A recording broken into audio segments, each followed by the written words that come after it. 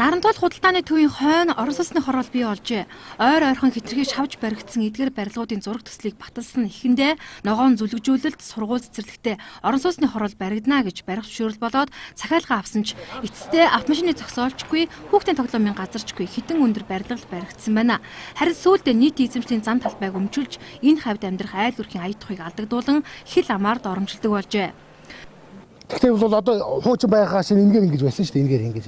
Одоо тэр мод гачаа байгаа. Тэгтээ болохоор энэгээр зам тавина мод тэр нэгсэн байхгүй.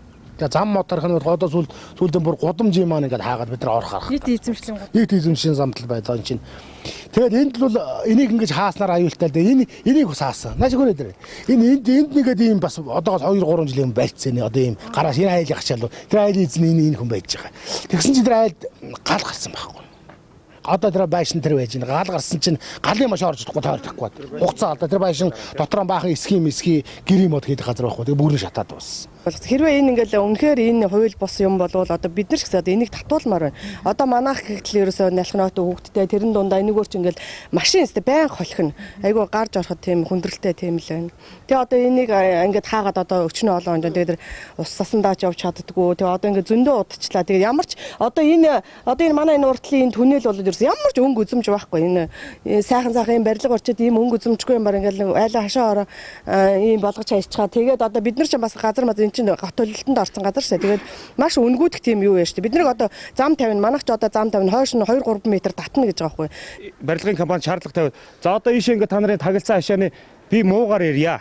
Тэгээ хүний амьдрал хүн өвдөж зовхон хинч хэлж ирэх хийсч ирдэг юм. Тэгээ энэ хүмүүс ингээд өвдөж зовоол яах вэ гэсэн насилка барайг гүйхгүй гээ. Өөдөөс доромжлоо зогсож байгаа. Тэ гал гарууд яах вэ гэсэн яадгийн ингээ хашаа машаага эвдэл болдог үстэй өөдөөс дандаа доромжилсан юм.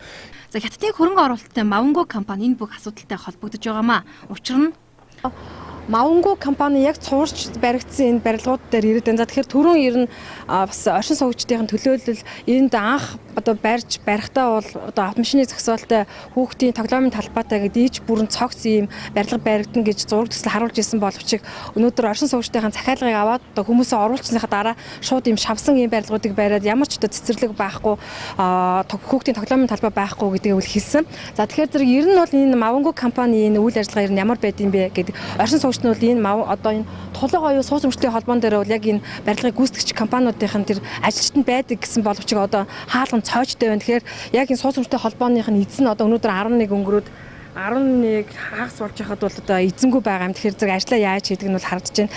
Тэгэхээр зэрэг яг эндээс бол тодруулах ямар ч утга шүүмс байхгүй. Тэгэхээр зэрэг өнөөдөр хамгийн гол нь өнөөдөр энэ бүгдээс болоод оршин суугчид өнөөдөр хэрэг хохирж байгаа нь бол харагдаж